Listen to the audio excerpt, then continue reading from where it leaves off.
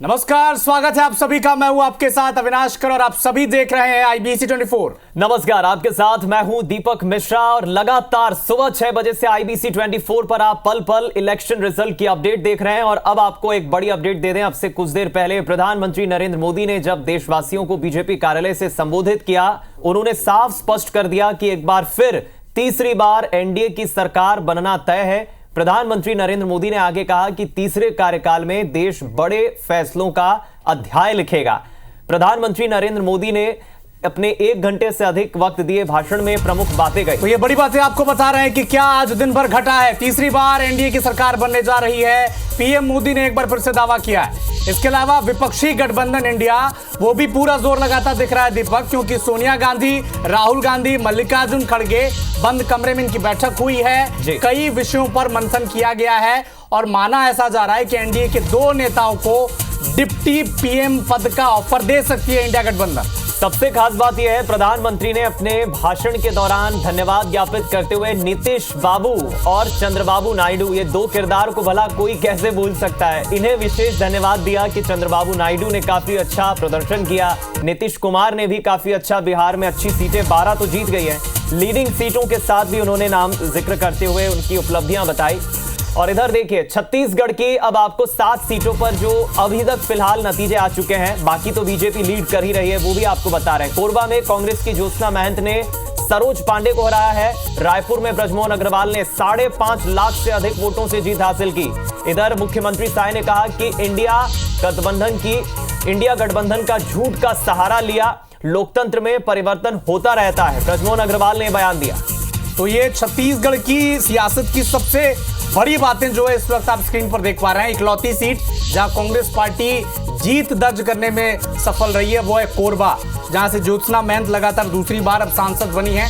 उनके सामने थी कद्दावर नेता भारतीय जनता पार्टी की सरोज पांडे, पूर्व महापौर, पूर्व विधायक, पूर्व सांसद, लेकिन पिछले 2 बार से सांसद का चुनाव अब हार रही है, इस बार भी हार गई है।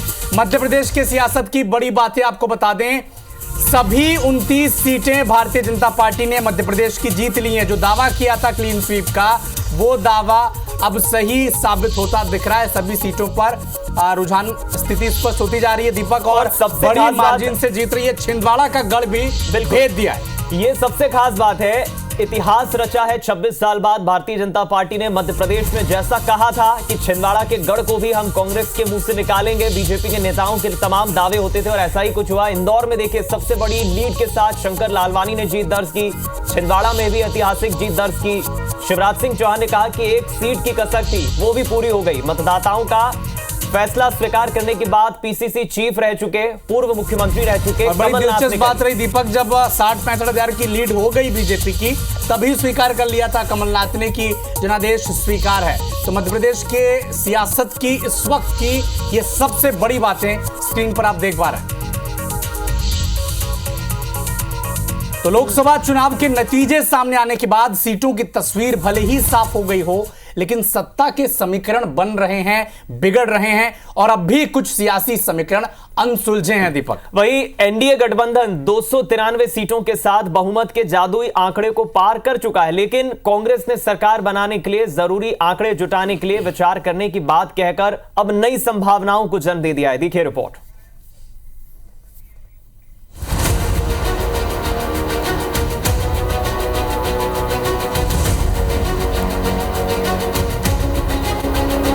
पुराने दिनों में एक गाना बड़ा मशहूर हुआ था, तुम्हारी भी जय जय हमारी भी जय जय, न तुम हारे न हम हारे।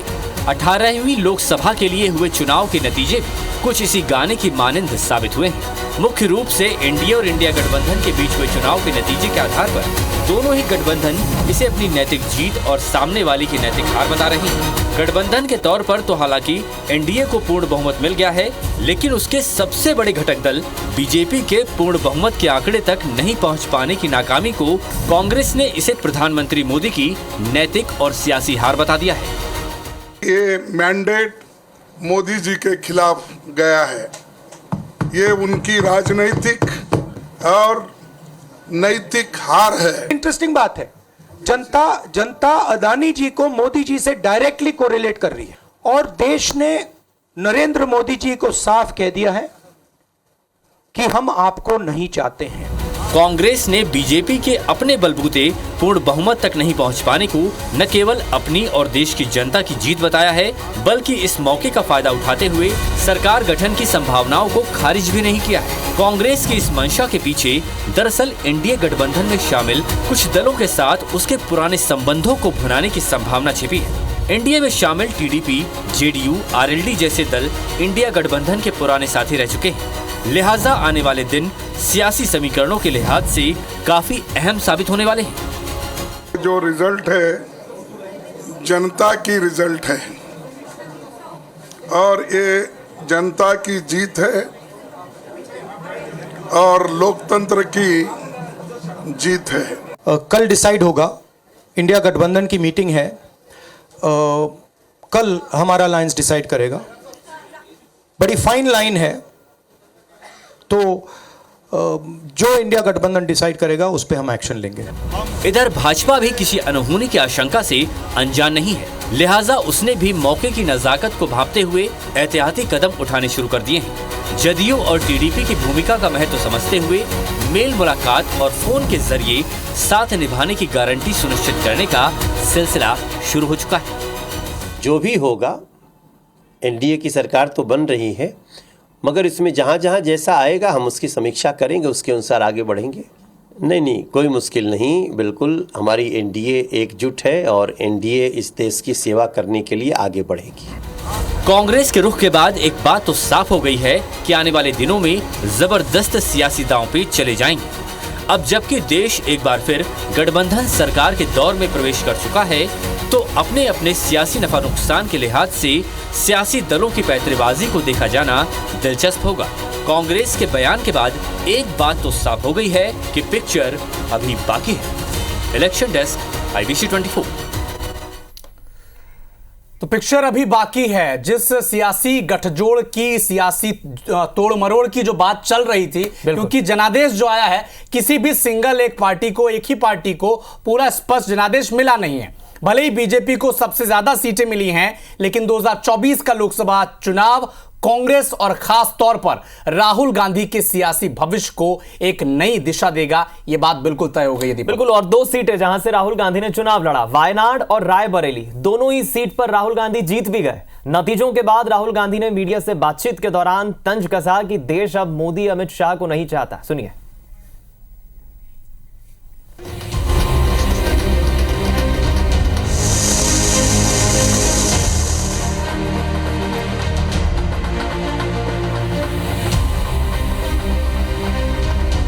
चुनाव नतीजों को देखकर राहुल गांधी सोच रहे होंगे कि कुछ तो अंधेरा छटा। भले ही कांग्रेस 100 के पार नहीं पहुंच पाई, लेकिन 2014 के बाद से अब तक का सबसे अच्छा प्रदर्शन रहा है। साल 2009 में 206 सीटें जीती थीं, जो घटकर 2014 में 44 पर सिमट गई और 2019 में पूरी मशक्कत के बावजूद 52 तक सीमित रह गईं। अब की बार के लिए बीजेपी नेताओं की ओर से 40 तक सिमटने की भविष्यवाणी की जा रही थी। ऐसे में इस बार का नतीजा कांग्रेस के लिए संजीवनी बनकर आया है। जो रिजल्ट है जनता की रिजल्ट है और ये जनता की जीत है और लोकतंत्र की जीत है।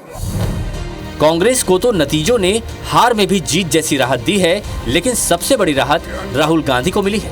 व्यक्तिगत रूप से राहुल ने वायनाड और रायबरेली दोनों सीटों पर जीत हासिल की ही अमेठी की अपनी खोई हुई सीट भी वापस ले ली। अमेठी में किशोरी लाल शर्मा की कांग्रेस के सबसे बड़े प्रचारक के रूप में जो हराऊ नेता की छवि बनी थी, उसे भी तोड़ने में काफी हद तक सफल रहे। अपनी यूपी की जनता को ये कहना चाहूंगी कि उन्होंने बहुत ही विवेक दिखाया और मुझे सबसे ज्यादा गर्व अपने यूपी पे है।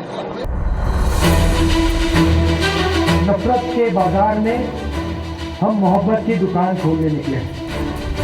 अब सवाल यह है कि राहुल गांधी ने ऐसा क्या किया जिसका फायदा उन्हें और कांग्रेस को मिला, तो इसका जवाब है आक्रामक चुनाव प्रचार, बेरोजगारी, महंगाई जैसे जनहित के मुद्दों पर फोकस, अहंकार को परे रखकर गठबंधन और अपने खिलाफ निगेटिव कैंपेन की सहानुभूति।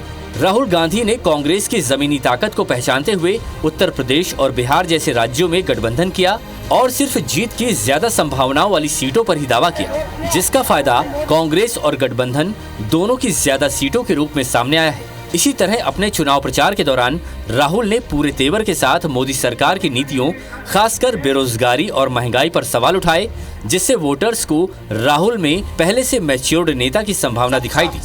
राहुल गांधी ने कांग्रेस के न्याय पत्र में रोजगार, महिला स्वावलंबन जैसे मुद्दों के साथ साथ खटाखट फटाफट जैसे मास कनेक्ट का भी इस्तेमाल किया और अपने खिलाफ नेगेटिव कैंपेन की भी उन्हें सहानुभूति मिलती नजर आ रही है, क्योंकि राहुल कहीं न कहीं जनता के मन में ये नैरेटिव कायम करने में सफल रहे कि वो बीजेपी के निशाने पर इसलिए हैं क्योंकि अरबपतियों की नहीं, गरीबों की बात करते हैं। Election desk, IBC 24।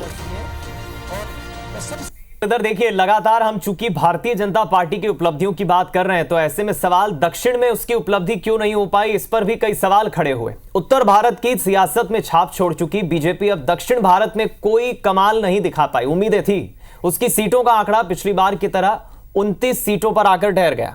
और जबकि देखा जाए दीपक, तो इतनी रैलियां की, 22-43 रैलियां की, 34 जनसभाएं की पीएम मोदी ने, लेकिन क्या ये जो जोर था, क्या ये जो पावर सेक्टर लगाया जा रहा था वहां पर, नतीजे में क्यों तब्दील नहीं हो पाया है? इस रिपोर्ट के जरिए आप देखें।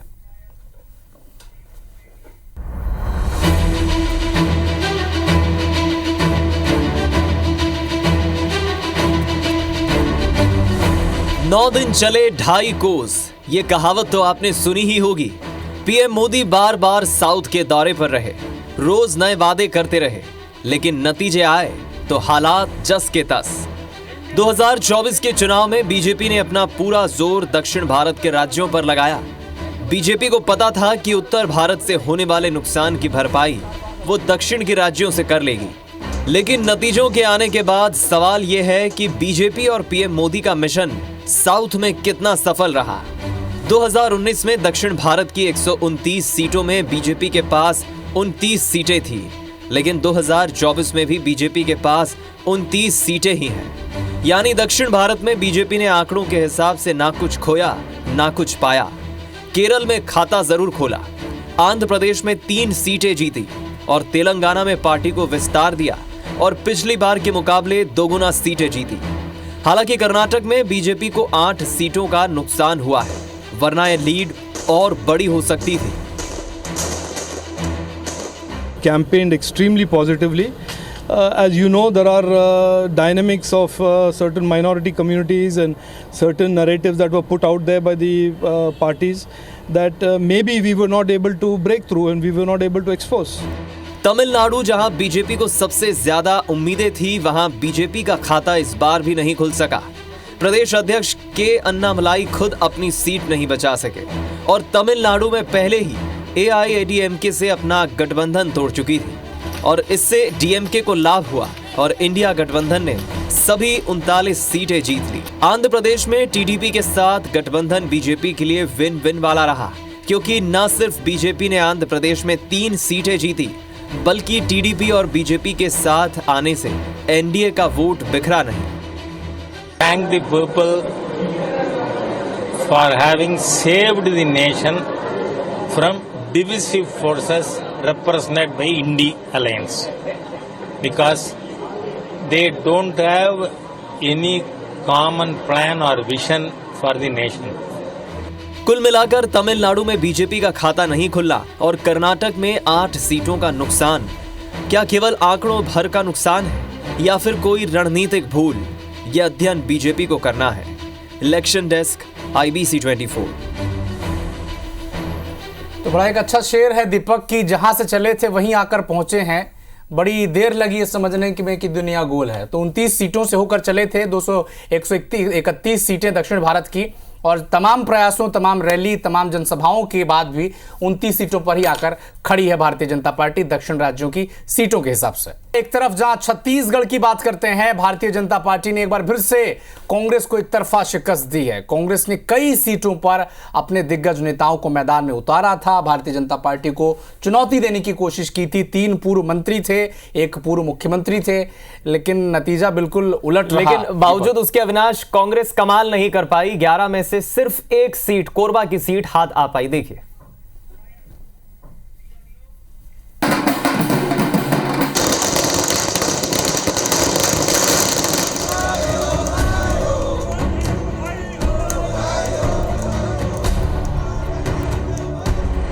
चौबीस का लोकसभा चुनाव छत्तीसगढ़ की साय सरकार के लिए पहला बड़ा टास्क था। मोदी की गारंटी को आगे कर चुनावी मैदान में उतरी बीजेपी 2019 के मुकाबले एक सीट ज्यादा जीती। हालांकि एक बार फिर क्लीन स्वीप करने से चूक गई। इस जनादेश पर सीएम विष्णुदेव साय ने कहा कि इंडिया गठबंधन के थोड़े बहुत झूठ का असर चल गया। वहीं प्रदेश अध्यक्ष ने भी जनता का आभार जताया। तो कांग्रेस ये कहती रही कि जनता ने बीजेपी और पीएम मोदी को नकार दिया। मैं छत्तीसगढ़ के समस्त देवतुल्य मतदाता भाई बहनों का आभार व्यक्त करना चाहूँगा, उनका धन्यवाद देना चाहूँगा कि उनका आशीर्वाद भारतीय जनता पार्टी को मिला। झूठ का सहारा लिए हमको लगता है कि थोड़ा बहुत इनके झूठ का असर चल गया। बहुत ही और अच्छे वातावरण में छत्तीसगढ़ के चुनाव भी हुए और चुनाव आयोग को भी धन्यवाद है, हमारे मतदाता भाई बहनों को भी धन्यवाद मैं अभी दे रहा हूँ। बिलासपुर के जनादेश का स्वागत करता हूँ, जनता का आभार करूँगा। जनता ने बहुत सारे मत दिए हैं, खूब सारा वोट दिया है, बहुत आशीर्वाद इसने दिया है। और मैं जब जहाँ जहाँ गया, जिस गांव में गया, जनता मेरे साथ चली, माताओं बहनों बुजुर्गों ने आशीर्वाद दिया।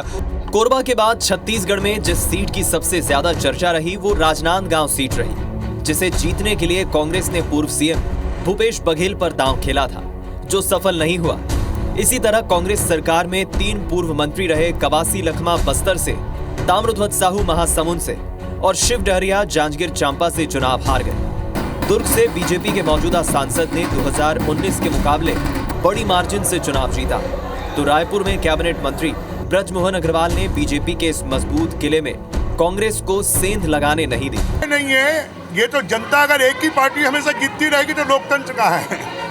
तो लोकतंत्र में ये परिवर्तन होते रहता है। विपक्षी जो भ्रम फैलाने की प्रयास कर रहे थे, जो कुछ भ्रांतियां वो लोगों के बीच में बांट रहे थे, उसके भ्रम में कुछ क्षेत्र के लोग आ गए और उसके कारण जो जनादेश मिलना था वो नहीं मिल पाया। लेकिन जब से छत्तीसगढ़ अलग राज्य बना है तब से यहाँ की 11 सीटों पर बीजेपी हमेशा कांग्रेस पर 20 साबित हुई है। इस बार वोट शेयर की बात करें तो बीजेपी को 52% से ज्यादा वोट मिले तो कांग्रेस को 41% वोट मिले। हालांकि बीजेपी 2014 के बाद पहली बार सभी ट्राइबल सीट जीतने में सफल रही। ऐसे में सीएम साय का कद जरूर बढ़ेगा। Election desk, IBC 24। और इधर देखिए मध्य प्रदेश में तो बीजेपी ने वाकई कमल खिलाया, जादू कर दिया। बरकरार है जादू बीजेपी का, क्योंकि विधानसभा चुनाव में जिस तरह की बम्पर जीत बीजेपी को मिली थी, कुछ उसी तरह की जीत को अब लोकसभा की सभी 29 सीटों पर अविनाश बीजेपी ने इसको दोहराया। बिल्कुल। और एक जो किला था जो बचा हुआ था, जिसका शिवराज सिंह चौहान ने जिक्र भी किया कि बड़ी कसक रह गई थी पिछली बार, छिंदवाड़ा, वो किला भी इस बार ढा दिया। एक रिपोर्ट आप देखें।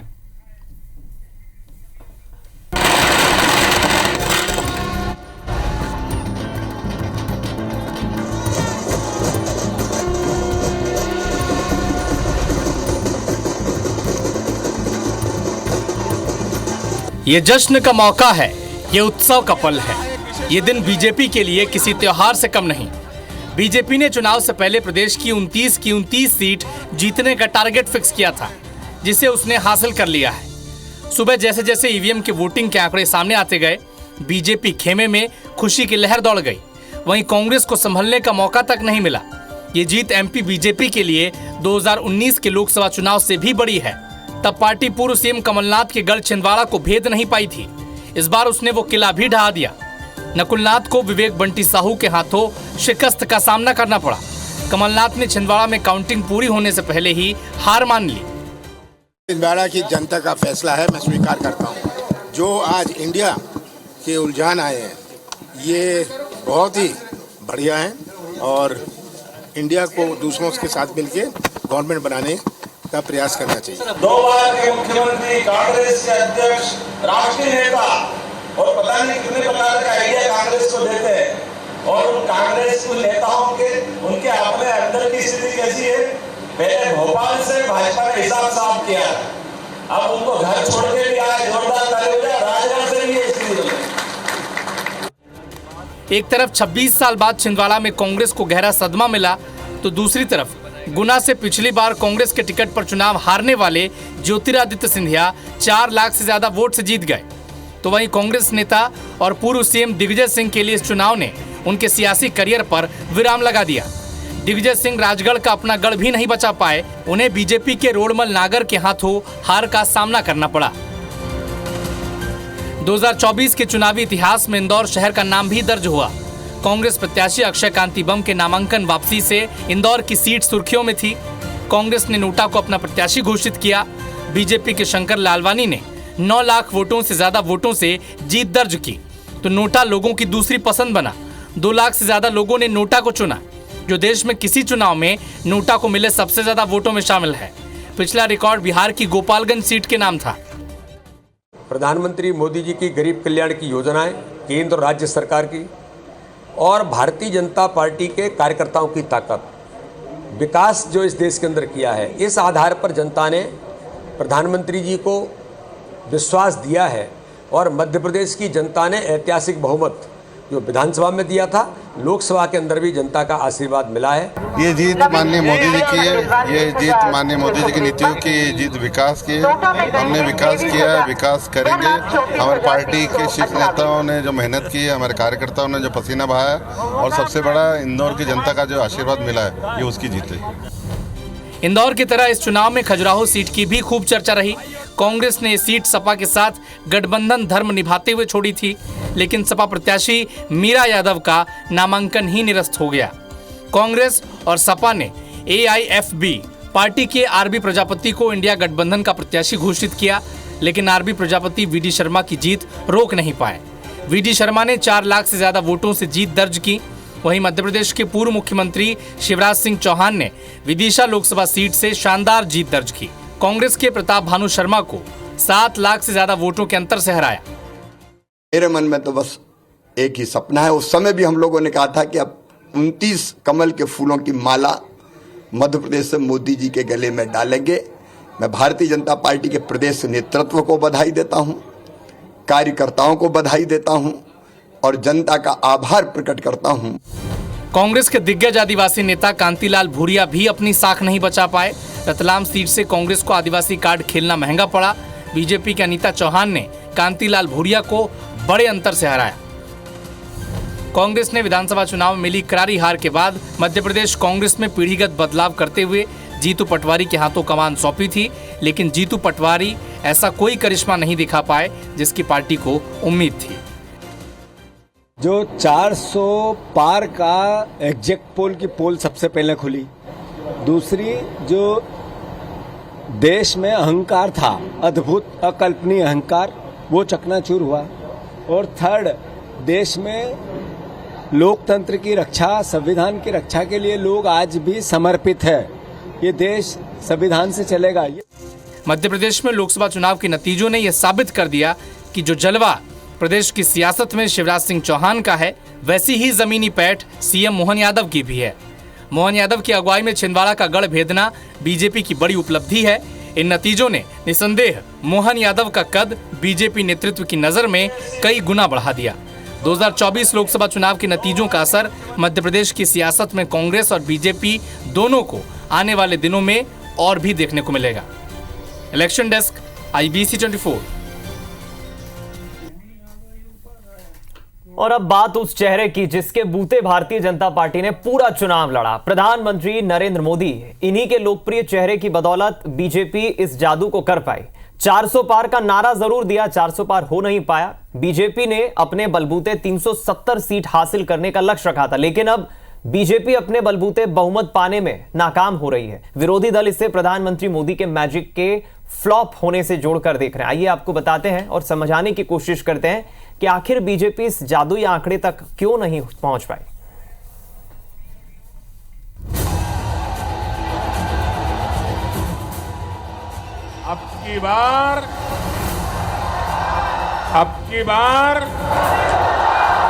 कहा तो दावा था, अब की बार 400 पार का और कहां 300 पार के भी लाले पड़ गए। कहां तो दावा था खुद अपने बलबूते 370 सीटें हासिल करने का, और कहां बहुमत के आंकड़े 272 से भी काफी पीछे छूट गए। हालांकि भाजपा अपने गठबंधन के साथियों की बदौलत बहुमत के जादुई आंकड़े को पार करने में सफल तो हो गई, लेकिन अब की बार बस नैया पार हुई है। नरेंद्र मोदी लगातार तीसरी बार प्रधानमंत्री बनकर पूर्व प्रधानमंत्री जवाहरलाल नेहरू की बराबरी करके इतिहास तो रच देंगे, लेकिन उनके मन में ये कसक तो रह ही जाएगी कि इस बार वो पूर्ण बहुमत की नहीं बल्कि गठबंधन सरकार के मुखिया हैं। विपक्षी नेता तो इस चुनाव परिणाम के जरिए मोदी मैजिक को फ्लॉप साबित करने में भी जुट गए हैं।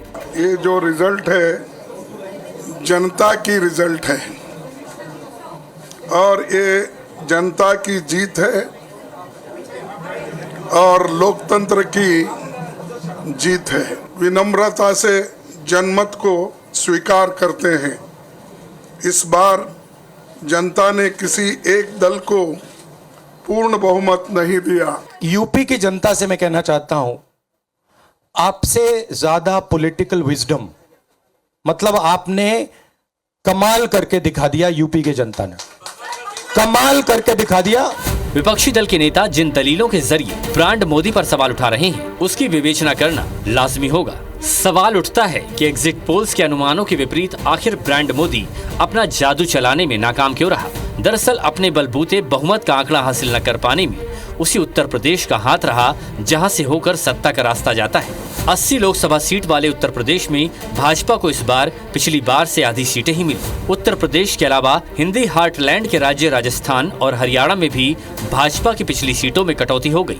सियासी पंडित हिंदी हार्टलैंड में होने वाले इस नुकसान की भरपाई पश्चिम बंगाल, ओडिशा और दक्षिण से कर रहे थे, लेकिन ऐसा हो नहीं सका। ओडिशा ने तो खैर भाजपा का मान रख लिया, लेकिन पश्चिम बंगाल ने भाजपा की उम्मीदों पर पानी फेर दिया। दक्षिणी राज्यों से इस दफा प्रधानमंत्री मोदी को काफी उम्मीद थी। उन्होंने दक्षिणी राज्यों में मेहनत भी काफी की थी। कर्नाटक और तेलंगाना से तो जरूर आशा के अनुरूप सीटें मिली, लेकिन तमिलनाडु से भाजपा के हाथ कुछ नहीं लगा।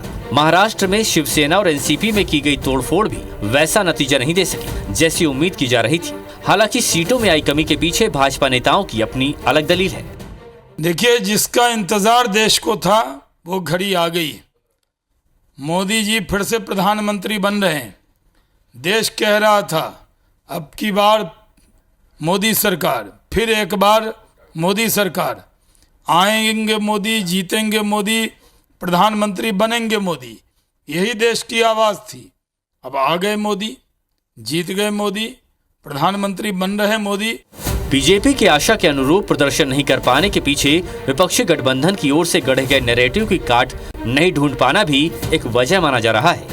विपक्षी गठबंधन अपने प्रचार अभियान में प्रधानमंत्री मोदी को तानाशाह निरूपित करते हुए लगातार ये प्रचारित करने में जुटा रहा कि अगर एनडीए को 400 सीट मिल गई तो भाजपा आरक्षण खत्म करने के साथ ही संविधान भी बदल डालेगी। हालांकि प्रधानमंत्री मोदी ने SC, ST और OBC के आरक्षण और संपत्ति को मुसलमानों में बांट देने जैसे आरोपों के जरिए विपक्षी नैरेटिव को न्यूट्रलाइज करने की कोशिश की, लेकिन लगता है कि उनकी ये कोशिश भाजपा के वोटों को बांटने से रोक नहीं सकी। इसके अलावा कांग्रेस की पहली नौकरी पक्की और महालक्ष्मी योजना के जरिए खाते में खटाखट रुपए भेजने की काट भी ढूंढ पाने में भाजपा नाकाम रही।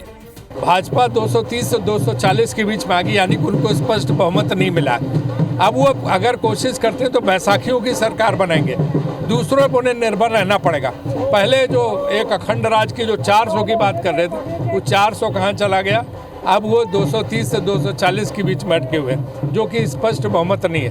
बहुत मुश्किल की सरकार है। 2024 में भारतीय जनता पार्टी को बहुमत नहीं मिला है। ये नरेंद्र मोदी जी का और अमित शाह का पराभव है। राहुल गांधी जी का नेतृत्व और स्टेट, चाहे ममता बनर्जी हो, यहाँ उद्धव ठाकरे जी हो, शरद पवार साहब है, अखिलेश यादव जी, तेजस्वी, सभी ने जी जान से मेहनत की और ये जो अहंकार है मोदी और शाह जी का, उनको खत्म कर दिया है इस देश में। चुनावों में नारों की जीत हार में निर्णायक भूमिका होती है। 2014 में अब की बार मोदी सरकार और 2019 में एक बार फिर मोदी सरकार के नारे ने कमाल दिखाया था। लेकिन लगता है कि अब की बार 400 पार का नारा बैकफायर कर गया। प्रधानमंत्री मोदी की ओर से अब की बार 400 पार कर जाने के दावे से लगता है कि भाजपा का मतदाता कुछ ज्यादा ही कॉन्फिडेंस का शिकार हो गया और इस भरी गर्मी में वोट डालने मतदान केंद्र तक जाना जरूरी नहीं समझा।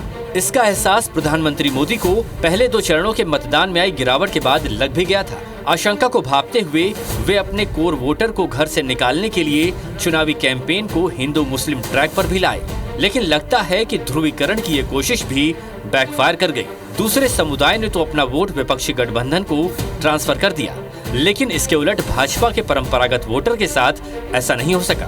बहरहाल कारण चाहे जो भी रहा हो, लेकिन सच्चाई यही है कि एनडीए गठबंधन का विजय रथ 400 के आंकड़े से काफी पहले ही जाकर रुक गया।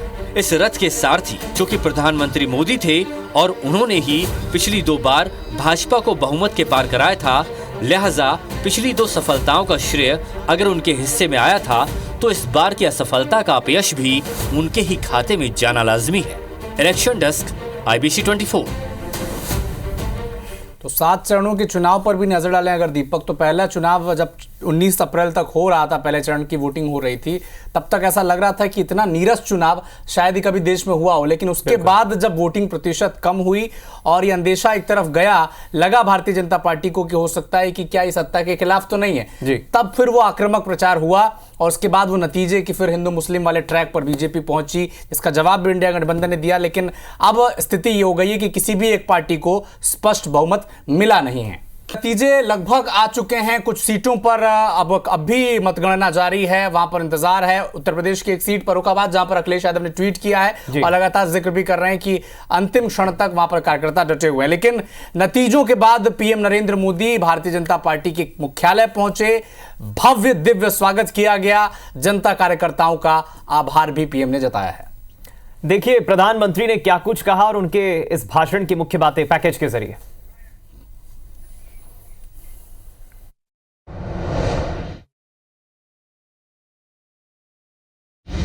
देशवासियों ने भाजपा पर, एनडीए पर पूर्ण विश्वास जताया है। आज की ये विजय दुनिया के सबसे बड़े लोकतंत्र की जीत है।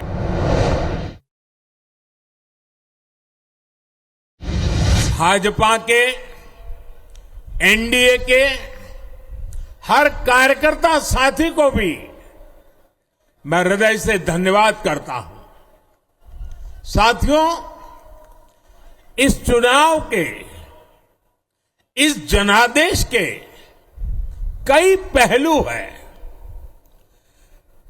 1962 के बाद पहली बार कोई सरकार अपने 2 कार्यकाल पूरे करने के बाद तीसरी बार वापस आई है।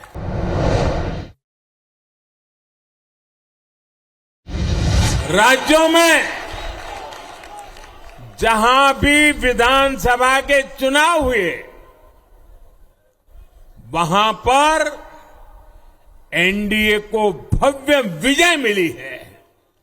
चाहे वो अरुणाचल प्रदेश हो, आंध्र प्रदेश हो, उड़ीसा हो या फिर सिक्किम।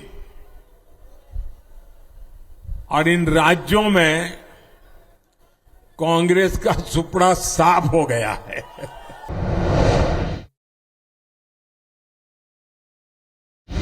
मेरी मां के जाने के बाद ये मेरा पहला चुनाव था, लेकिन सच मानिए, देश की कोटि कोटि माताओं, बहनों, बेटियों ने मां की कमी मुझे खलने नहीं दी।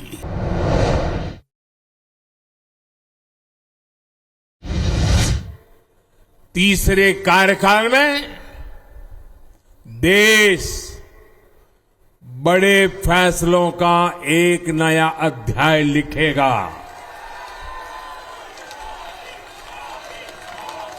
और ये मोदी की गारंटी है।